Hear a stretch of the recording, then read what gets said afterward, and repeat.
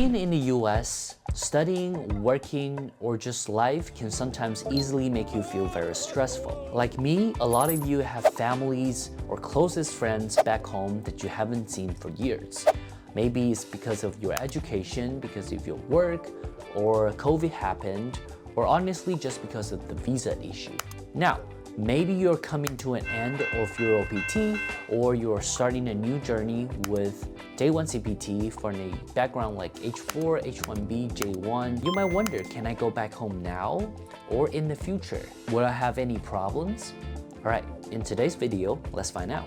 In this video, I'll share 3 types of situations where international travel can either be pretty simple or even a little bit complicated. I'll include my advice for those who must travel during Day 1 CPT, plus I'll share an insider tip from a former US visa officer on traveling under CPT. So stick around, and hey, don't forget to like this video and subscribe to our channel for any great contents in the future. Alright. To first understand international travel, let's talk about what is necessary for you to travel internationally. And the key to this is your visa. Day 1 CPT is not a visa. In fact, it's not even a status 2. It is a type of work authorization the school issue you under the F1 status or the F1 visa that you have. So let's talk about what an F1 visa does. According to the US Department of State's, F1 visa is a travel document issued by the Department of State that allows for a national to enter, stay, or transit within the US for a specific duration or purpose, which is, for this case for F1, is to pursue education. Alright, remember there are 2 important aspects about the F1 visa. You might have come to the US for a couple of years now, but you might not know about this. 1. On the F1 visa that you get after the F1 stamping, you will have a clear expiration date on the F1 visa. You might have get your F1 visa that expires in 1 year, but your master's program on the other hand is in 2 years of duration. Do you have to come back to the consulate to do another F1 stamping? No, you do not. I got asked about this a lot. Remember, F1 visa is the document to get you inside of the USA. Once you're in, your active I-20 issue from the school is gonna give you that legal status to stay in the US. You don't need the visa in order to continue and stay and then continue school. So, in this case, if you're not going out of the country and then re-enter, you don't need an F1 visa. F1 visa doesn't equal valid F1 status. 2. If you have a still valid F1 visa and you change schools, for example, you enroll into a Day 1 CPT university right now, but you used to go to school in another graduate program, and your F1 visa has printed that program's name on it. Do you have to get a new visa when you travel out of the US and then come back? No. As long as your F1 hasn't expired yet, you can still use your F1 visa to re-enter the US even if your previous school's name is on your F1 visa and you no longer go to that school. You need the documents from the new school, for example, the new I-20s that you have, to prove that you are actively enrolled into that new school and you still have the F1 valid status. Okay, now we have a more clear understanding of what a F1 visa does. Let's talk about some real-life situations what you might encounter when you re-enter the US with Day 1 CPT. Number 1 situation is travel with an active F1 visa. If you recently graduated from a US universities and did OPT or transferred out to another university that offers Day 1 CPT, you might still have an F1 visa, which you got from the first time you entered the US as the international student. So check the expiration date on your passport on the F1 visa page. If it is unexpired, congratulations. It definitely saves you some time to, book another meeting and then to go for the F1 interview, and also you save some money. I know that in some country, it could be really crazy to get another visa interview slot. and that will cost you extra more if you are going with other people to book the interview for you. All right, even if having an active F1 visa, it doesn't necessarily mean that you can leave anytime you want. I do not recommend to leave during the middle of a semester of Day 1 CPT for the simple reason that Day 1 CPT is built on the understanding that you're gonna fulfill full-time student duty, which is you're gonna do assignment, you're gonna go to classes, and you're gonna be participating in on-campus activities while being in the US. If you leave midway, it's hard to prove that you actually did all of these requirements. Plus, if you miss any of these on-campus classes, attendance, you might end up getting your student status terminated and you cannot come back. Because F1 students cannot do 100% online classes, there have to be on-site attendance.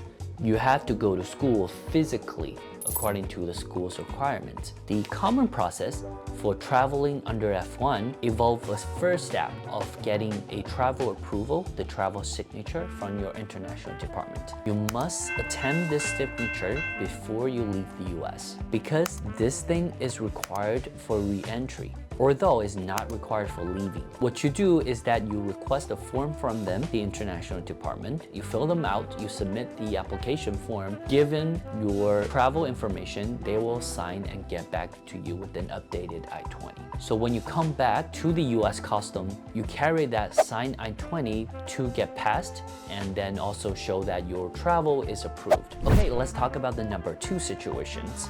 A lot of you have backgrounds in the US as students, but now your F1 visa has expired. You know, some people enter Day 1 CPT after OPT or stand OPT, while their F1 visa might expire after a couple years of entering the US. As we talked about in the beginning, the F1 visa is a must-have for you to enter the US again. So if your old visa expires, you gotta get a new one.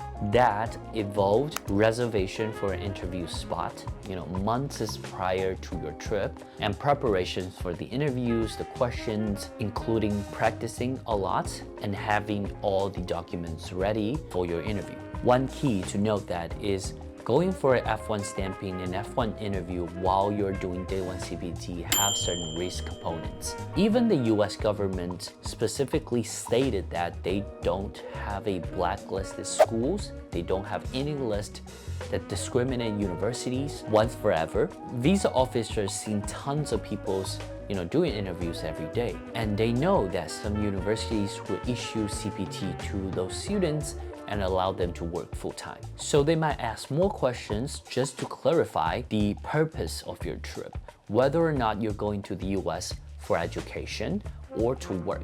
Because if you're going to the US just for work, they will advise you to get a work visa and deny your student visa. This can get to a lot of details. So if you want me to make a separate videos about the common questions and how do you handle them, what documents you must prepare for, make sure that you like this video, subscribe to the channels, and let me know in the comments. Another thing to note is that F1 visa stamping has a slightly unpredictable time frame. So when you're applying for vacations to your employer or the leave to your university's representatives to get you the travel signature, you have to inform them about the timeline. So generally, approval and getting back your passport could be 1 week or 2, while administrative processing, if you get them, could even be up to 1 month or 2 months for you to get back that F1 visa. Moving on to situation number 3, what if I never had an F1 visa? This could be very common that more and more people started to transition from other status to Day 1 CPT to the F1 status as a student. Like in H1, B1, B2, or J1 to F1 and then starting to study and work full-time. For example, if you came in the US in a spouse visa as an H4 dependent, later you might file an application to change your status while you're in the US. It was the Form I-539. You can change your status from an H4 to an F1, and then with Day 1 CPT University, you can start working full-time once the school starts. If you want to learn more about change status, I made a video about them, so feel free to check it out. Now, your status successfully changed, but you never had these new F1 visas. So when you go out of the country and then come back, you do need a new visa. Now, getting an interview spot and leaving yourself some time to comfortably get to the interviews, wait for the passports and everything. I already talked about this in the situation number 2. Let's focus on what is special about your F1 stamping situations compared to the other students who had their F1 visas before. So when your I-539, your change of status application get approved, your application history stays in the systems and the visa officer are able to access your immigration histories. So besides asking you the common questions around your study plans, they might want to hear more about your stories while you were in the US too. In particular, why did you choose to change your status and become an F1 student? You know, sometimes if you enter the US as a spouse or as a visitor, why you decided to study and why you decided to do CPT. Again, I cannot say this enough. You have to have enough evidence and also reasoning to explain your intention to studying in the US instead of working in the US. All right, now we went over the 3 types of situations where you travel internationally and you wanted to come back with day 1 CPT. If you're gonna remember one thing about today's video, that is no matter if you're going for a visa stamping in any countries or you're coming back to the US border with a already stamped F1 visa, focus on your process and plan of studying instead of working. Some people might have asked, isn't my job important too? Will I be asked during this travel? And this is a very important question, and the answer is absolutely yes. CPT is a part of your journey and is likely to be asked as well. Finally, I want to share some tips that I got from a former US visa officer, Travis Feuerbacher, on his tips of traveling if you're doing day 1 CPT. So to sum it up, your CPT and employment is authorized by the universities rightfully, so don't try to hide it. Instead, focus on these 3 things. First, prove your job is real and is related to what you study. Second, you have the authorization, the documents already showing in your I-20s as your work authorizations. And 3, you have a plan of what's after CPT. You have a plan of after graduation, after day 1 CPT, what you're gonna do, what is the future. Okay, before we pack our bags and jump onto the airplane, make sure that you have the preparations ready. When it comes to stamping, visa appointments, the documents, and also the interview preps. If you're not stamping, don't forget to work with your school, your employer to sort things out prior so you don't have to worry about timing and everything during your travel. I really hope this video shares some burden from you and you can finally have a plan to go back home, to see your family and friends, and to have what's needed to come back. At the end of this video, I wish you good luck and don't forget to subscribe to Asian Talk by Go Elite. We post weekly on CPT, OPT, and H1B. And like these videos, I see you very soon. Bye bye.